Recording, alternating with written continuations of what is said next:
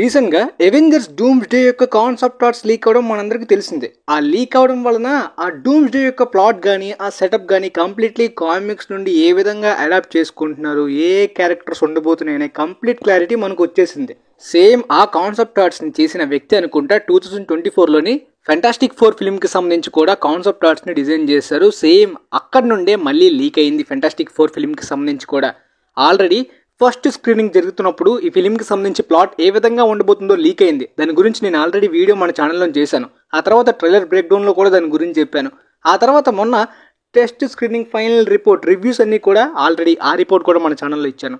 ఇప్పుడు లీక్ అయిన concept arts ద్వారా ఈ ఫెంటాస్టిక్ 4 ప్లాట్లోని ఉండబోయే మెయిన్ డీటెయిల్స్ గురించి చాలా డీటెయిల్స్ వచ్చాయన్నమాట. అంటే ప్లాట్ గురించి క్లారిటీతో పాటు ఈ మల్టీవర్స్ బ్రిడ్జ్, ఈ రెట్రో ఫ్యూచరిస్టిక్గా 1960s ఆల్టర్నేటివ్ యూనివర్స్లో ఉన్న ఈ ఫెంటాస్టిక్ 4 టీమ్ MCU ఎర్త్ 616లోకి ఎలా రాబోతున్నారు, కేవలం ఒక్క ఫిలిం తోటే కనెక్ట్ చేయడం ఎలా పాసిబుల్ అవుతుందనే డౌట్స్ చాలా మందికి ఉన్నాయి. దాంతోపాటు గెలాక్టస్ ని పక్కన పెట్టినట్టయితే ఈ ఆల్టర్నేటివ్ యూనివర్స్ లో చూపించబోయే డాక్టర్ డూమ్ క్యారెక్టరే మనకి MCU ఎర్త్ 616లోకి వస్తాడు. బ్యాటిల్ వరల్డ్ ని క్రియేట్ చేసి కంప్లీట్లీ ఈ కొత్త ప్యాచ్ వర్క్ ప్లానెట్ ని క్రియేట్ చేసి తనే గాడ్ ఎంపరర్ డూమ్ గా మారి ఆ తర్వాత మెయిన్ విలన్ అవుతాడు. ఇకపోతే ఫస్ట్ కాన్సెప్ట్ ఆర్ట్లోని ఆల్రెడీ పోస్టర్ అండ్ టీజర్లో మనకి చూపించినట్టే ఈ నలుగురు కూడా నార్మల్గా ఒక సూపర్ హీరో టీమప్ అయ్యే టీం మాత్రమే కాకుండా ఒక ఫ్యామిలీ బాండ్తో కలిసి ఉండే లాంటి గ్రూప్ అని క్లియర్గా చూపిస్తున్నారు. దాంతోపాటు వీళ్ళ నలుగురికి కూడా ఎమోషనల్గా కనెక్ట్ అయ్యే పాయింట్ ఈ ప్లాట్లో ఎక్కువగా ఉంటుందంట.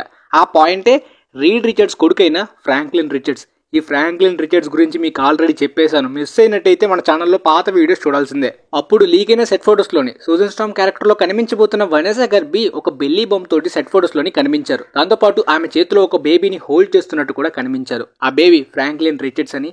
అండ్ ఆ ఫ్రాంక్లిన్ రిచర్డ్స్ కి గెలాక్టస్ కి ఉన్న కనెక్షన్ గురించి కూడా ఆ టెస్ట్ స్క్రీనింగ్ అప్పుడే డీటెయిల్స్ రివీల్ అయ్యాయి. పోతే ఫ్రాంక్లిన్ ఫిలిం లో పుట్టే విధానం అంటే స్పేస్ లోకి వెళ్ళక ముందే పుడతాడా లేదంటే వెళ్ళిన తర్వాత పుడతాడా అనే డౌట్ ఉందన్నమాట. ఇప్పుడు ఆ క్లారిటీ వచ్చేసింది. వీళ్ళు స్పేస్ లోకి వెళ్లి సూపర్ హీరోస్ గా సూపర్ పవర్స్ ఎర్న్ చేసిన తర్వాతనే ఫ్రాంక్లిన్ రిచర్డ్స్ ఆ పవర్ఫుల్ సూపర్ హీరోగానే పుడతాడు. ఇన్ఫాక్ట్ ఫ్రాంక్లిన్ రిచర్డ్స్ ని మ్యూటెంట్ అని కూడా అంటారు. చాలా పవర్ఫుల్ సూపర్ హీరో క్యారెక్టర్ అనమాట.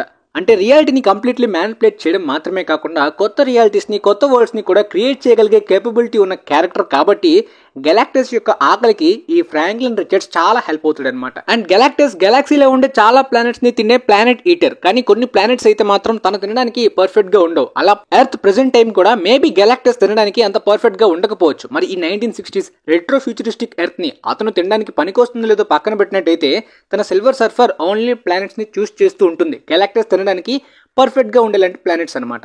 కానీ ఇలా ప్లానెట్స్ ని వెతుక్కుంటూ తినడం కన్నా సింపుల్ గా ఈ ఫ్రాంక్లిన్ రిచర్డ్స్ గానీ తన దగ్గర ఉన్నట్టయితే తను కంప్లీట్లీ న్యూ రియాలిటీస్ ని న్యూ వరల్డ్స్ ని క్రియేట్ చేస్తూ ఉంటాడు. గెలాక్టస్ తినడానికి తన ఆకలికి తన పవర్స్ కి అన్నిటికీ కూడా ఉపయోగపడతాడు. అందువల్లనే ఫ్రాంక్లిన్ రిచర్డ్స్ ని తీసుకువెళ్ళడానికి గెలాక్టస్ వస్తాడు. ఆ బ్యాక్ స్టేర్ బిల్డింగ్ నుండి కూడా తొంగి చూస్తాడు. మేబీ గెలాక్టస్ యొక్క రాక గురించి తన కిడ్ గురించి అని చెప్పి ఇక్కడ షలాబాల్ రీడ్ రిచర్డ్స్ కి ఎక్స్ప్లెయిన్ చేస్తుందా? ఎందుకంటే ఇక్కడ క్లియర్ గా షలాబాల్ అంటే అవును ఫిలిం లో లేడీ సిల్వర్ సర్ఫర్ షలాబాల్ క్యారెక్టర్ కనిపించబోతుంది కదా, తను ఇక్కడ రీడ్ రిచర్డ్స్ తో కలుస్తున్నట్టు ఈ కాన్సెప్ట్ ఆర్ట్స్ లో ఉంది. ఇకపోతే రీడ్ రిచర్డ్స్ మార్వెల్ కామిక్స్ లోనే most genius intelligent super hero character కదా. ఆల్రెడీ తన కాంట్రిబ్యూషన్ అయితే మాత్రం ఈ రెట్రో ఫ్యూచరిస్టిక్ వరల్డ్ లోని హెర్బీ లాంటి ఈ రోబోట్ తో మాత్రమే కాకుండా చాలా డిఫరెంట్ కంటైనర్స్ ని గానీ అడ్వాన్స్డ్ టెక్నాలజీని రీడ్ రిచర్డ్స్ చాలా అడ్వాన్స్డ్ గా వాడుకుంటున్నట్టు కూడా ఈ కాన్సెప్ట్ ఆర్ట్స్ లో చూపించారు. ఆ తర్వాత వీళ్ళు ఒక మల్టీవర్స్ పోర్టల్లోని ఏదో వెహికల్ మీద ట్రావెల్ చేస్తున్నట్టు చూపించారు. ఈ ఫిలింలో మనకి ఫెంటాస్టిక్ కార్ ఉంటుందన్నమాట వీళ్ళు ట్రావెల్ చేసేది. కానీ ఈ లొకేషన్లో అయితే మాత్రం సూజన్ స్టామ్ తన పవర్ షీల్డ్ ని ఆన్ చేసి క్రియేట్ చేస్తుందన్నమాట ఏదైనా పవర్స్ వచ్చే ముందు అడ్డుకోవడానికి. దాంతోపాటు పక్కన రీడ్ రిచర్డ్స్ దేన్నో క్యారీ చేస్తున్నాడు. మేబీ ఫ్రాంక్లిన్ రిచర్డ్స్ కావచ్చు. దాంతోపాటు వీళ్ళు ఎవరి నుండో పారిపోతున్నట్టు కూడా అనిపిస్తుంది. లైక్ గెలాక్టస్ నుండి వీళ్ళు పారిపోతూ మల్టీవర్స్ ట్రావెల్ చేస్తూ ఎర్త్ 616కి వస్తారా అని. అవును ఈ ఫిలింలో మల్టీవర్స్ ట్రావెల్ ఉంటుంది. ఆల్రెడీ టీజర్ లోని మల్టీవర్స్ బ్రిడ్జ్ గురించి ఒక స్మాల్ హింట్ కూడా ఇచ్చారనమాట. రీడ్ రిచర్డ్స్ ఆ మల్టీవర్స్ బ్రిడ్జ్ ని ఆ మల్టీవర్స్ ట్రావెల్ ని ఈ ఫిలిం లో యూజ్ చేస్తాడు. సో మేబీ చాలా మంది అంటున్న థీరీస్ ప్రకారం ఇది క్వాంటమ్ రిలమ్ అంట. ఈ క్వాంటమ్ రిలమ్ ద్వారా డిఫరెంట్ మల్టీవర్సెస్ ని ట్రావెల్ చేసే పాసిబిలిటీస్ ఉంటాయి కాబట్టి ఆ విధంగా వీళ్ళంతా కూడా ఎర్త్ 616లోకి ఈ క్వాంటమ్ రిలమ్ ద్వారా వచ్చేలాగా పెడతారంట. నిజానికి క్వాంటమ్ రిలమ్ లో ఉండే పాసిబిలిటీస్ ఆ పొటెన్షియల్ ఏంటో చాలా మందికి క్లియర్ గా ఈవెన్ MCU ఫ్యాన్స్ కి కూడా ఈ సాగాలో సరిగ్గా అర్థం కాలేదు, చూపించలేదు. క్వాంటమ్ అయిన ఫిలిం లో కూడా ప్రాపర్ గా ఎస్టాబ్లిష్ చేయకపోవడం చాలా మందికి కాస్త కన్ఫ్యూజన్ ఉండొచ్చు. మేబీ ఫిలిం రిలీజ్ అయిన తర్వాత అలాంటి కన్ఫ్యూజన్ ఉంటే ఎక్స్ప్లెనేషన్ వీడియోస్ ద్వారా నేనైతే క్లారిటీ ఇవ్వడానికి ప్రయత్నిస్తాను. క్వాంటమ్ రిలమ్ ద్వారా పాసిబిలిటీస్ జస్ట్ ఇది థియరీ కాబట్టి ప్రస్తుతానికి కన్ఫర్మేషన్ కాదు. కానీ ఈ మల్టీవర్సల్ ట్రావెల్లోని డాక్టర్ డూమ్ కూడా వీళ్ళ వెనకతలే వస్తాడా? ఎందుకంటే కేవలం ఈ retro futuristic world completely destroy అయిపోయిన తర్వాత doctor doom god emperor doom గా బియాండర్స్ దగ్గర నుండి పవర్ తీసుకుంటాడని కాదు, కంప్లీట్లీ ఈ ఆల్టర్నేటివ్ యూనివర్స్ లో ఉన్న డాక్టర్ డూమే earth 616 MCU main timeline కి వస్తాడని చెప్పారు. కాబట్టి కంప్లీట్లీ డూమ్స్ డేలో తను వీళ్ళతోటే ట్రావెల్ చేసే అవకాశం ఉంది. మేబీ పోస్ట్ క్రెడిట్స్ లోని తన ఎంట్రన్స్ యొక్క చిన్న హింట్ కూడా ఇచ్చి ఫిలిం ఆపేయచ్చు. ఆల్రెడీ డాక్టర్ డూమ్ ని చిన్నప్పటి నుండి పెంచిన బోరిస్ కరెలా క్యారెక్టర్ కూడా ఈ ఫిల్మ్ లో ఉండబోతున్నట్టు మనకి రీసెంట్ గా రివీల్ అయింది. దాని గురించి కూడా మీకు చెప్పాను కదా. ఇకపోతే 1960s అయినప్పటికీ ఈ ఆల్టర్నేటివ్ టైమ్ లైన్ లోని, ఈ రెట్రో ఫ్యూచరిస్టిక్ టైమ్ లైన్ లోని టెక్నాలజీ చాలా అడ్వాన్స్డ్ గా ఉంది. కాబట్టి రీడ్ రిచర్డ్స్ చాలా వరకు తనకు అందుబాటులో ఉన్న టెక్నాలజీ తోటి చాలా అడ్వాన్స్డ్ ఐటమ్స్ ని కూడా ఆల్రెడీ క్రియేట్ చేసి ఉంటాడు. ఫర్ ఎగ్జాంపుల్ హెర్బీ లాగా. కానీ ఇక్కడ క్వాంటమ్ ఫిజిక్స్ లోని ఈ క్వాంటమ్ రిలం నుండి ట్రావెల్ చేయడం, దాని నుండి బయటపడడం ఎలా అనే ఈ రీడ్ రిచర్డ్స్ ఈ విధంగా ఈ వెహికల్ ని క్రియేట్ చేశాడా? ఎందుకంటే క్వాంటమ్ రిలం లోకి వెళ్ళడం, బయటకు రావడం అంత ఈజీ కాదు కదా. చాలా వరకు కష్టం. చాలా మంది స్టక్ అయిపోతుంటారు. చాలా వరకు అక్కడ నుండి ట్రావెల్ చేయడం, క్వాంటమ్ ఫిజిక్స్ గురించి చాలా మందికి తెలియదు. మేబీ రీడ్ రిచర్డ్స్ దాన్ని కనుగొని ఉంటాడు. ఎందుకంటే చాలా జీనియస్ క్యారెక్టర్ కదా కంప్లీట్లీ మార్వెల్లో. ఈ సీన్ అబ్జర్వ్ చేసినట్టయితే తన పవర్ షీల్డ్ ని యూజ్ చేసిన సూజన్ స్టార్మ్ ఆ పక్కన దాక్కున్న వాళ్ళని కూడా ఈజీగా ఐడెంటిఫై చేయగలుగుతుంది, కనుగోగలుగుతుంది. ప్రీవియస్ ఫ్యాంటాస్టిక్ 4 ఫిల్మ్స్ లోని సూజన్ స్టార్మ్ యొక్క పవర్స్ ని ఈ విధంగా ఎక్కడ కూడా చూపించలేదు. అండ్ ఈ లొకేషన్ చూస్తున్నట్టయితే వీళ్ళు డిఫరెంట్ యూనివర్స్ నుండి, అదే వాళ్ళ రెట్రో ఫ్యూచరిస్టిక్ వరల్డ్ నుండి డైరెక్ట్ గా MCUకి వచ్చిన తర్వాత సీనా అనే డౌట్ కూడా క్రియేట్ అవుతుంది. లైక్ షీల్డ్ లాగా వీళ్ళనైతే మాత్రం ఒక సూపర్ విలన్స్ థ్రెట్ అని చాలా మంది అనుకోవచ్చు కదా. ఎందుకంటే MCU ఎర్త్ 616 లోని మనకి రీడ్ రిచర్డ్స్ గానీ ఫ్యాంటాస్టిక్ 4 టీమ్ ఉన్నట్టు చూపించలేదు. వీళ్ళ పవర్స్ గానీ వీళ్ళ క్యారెక్టర్స్ అన్ని కూడా ఈ యూనివర్స్ లో కొత్తగా ఉంటాయి. కాబట్టి వీళ్ళని విలన్స్ అనుకునే అవకాశం కూడా ఉంది మొదట్లోనే చాలా మంది. అలానే ఈ కాన్సెప్ట్ డాట్స్ ద్వారా మనకి ఇంకొక క్లారిటీ వచ్చేసింది. రీడ్ రిచర్డ్స్ కొడుకు ఫ్రాంక్లిన్ రిచర్డ్స్ టీనేజ్ అయ్యే వరకు ఈ ఫిల్మ్ లో మనకి చూపించరు. ఓన్లీ చిన్నవాడుకు మాత్రమే చూపించబోతున్నారు. ఓన్లీ బేబీ ఫ్రాంక్లిన్ రిచర్డ్సే. డిఫరెంట్ కాన్సెప్ట్ ఆర్ట్స్ లోని డిఫరెంట్ హెయిర్ స్టైల్స్ తో అయితే మాత్రం మనకి సూజన్ స్టార్మ్ క్యారీ చేస్తుంది. దాంతోపాటు ఈ baby Franklin Richards dooms day and secret wars లోని టీనేజ్ లోకి వస్తాడు. సో టీనేజర్ గా అయిన తర్వాత తన పవర్స్ ని కంప్లీట్లీ ఏ విధంగా వాడుకోవాలో తెలుస్తుంది అనమాట.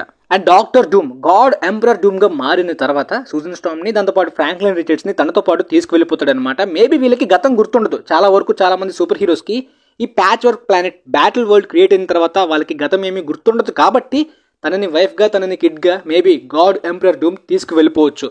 దాంతోపాటు ఈ ప్యాచ్ వర్క్ ప్లానెట్ లోని కొత్త రియాలిటీస్ ని, కొత్త వరల్డ్స్ ని క్రియేట్ చేయడం కూడా, అటాచ్ చేయడంలో కూడా మేబీ ఫ్రాంక్లిన్ రిచర్డ్స్ హెల్ప్ చేస్తాడా? ఈ క్యారెక్టర్ యొక్క పవర్ఫుల్ పొటెన్షియల్ ని ఈ సాగాలో వాడుకుంటారని నేను అనుకుంటున్నాను. దాంతోపాటు ఈ April 4th ఈ ఫిల్మ్ కి సంబంధించి ఫస్ట్ ట్రైలర్ రాబోతుంది. అంటే మొన్న వచ్చింది టీజర్ అనమాట. ఈ ట్రైలర్ లోని కంప్లీట్లీ ఇదొక రెగ్యులర్ ఆర్జిన్ రీబూట్ లా కాకుండా ఈ ఫిల్మ్ యొక్క ప్లాట్ కానీ, ఫ్రాంక్లిన్ రిచర్డ్స్ కానీ, గ్యాలక్టస్ కి కావాల్సింది ఏంటనేది, దాంతోపాటు ఈ నలుగురు కూడా ఫ్యామిలీ బాండ్ తో పాటు ఈ ఫ్యామిలీకి ఉన్న మెయిన్ ఎమోషన్ పుట్టిన ఆ మొదటి కొడుకు కాబట్టి గెలాక్టస్ నుండి ఈ కిడ్ని ఏ విధంగా సేవ్ చేయబోతున్నారు, ఈ టైప్ ఆఫ్ ఎమోషనల్ యాంగిల్ తోటి ట్రైలర్ కట్ ఉండొచ్చు.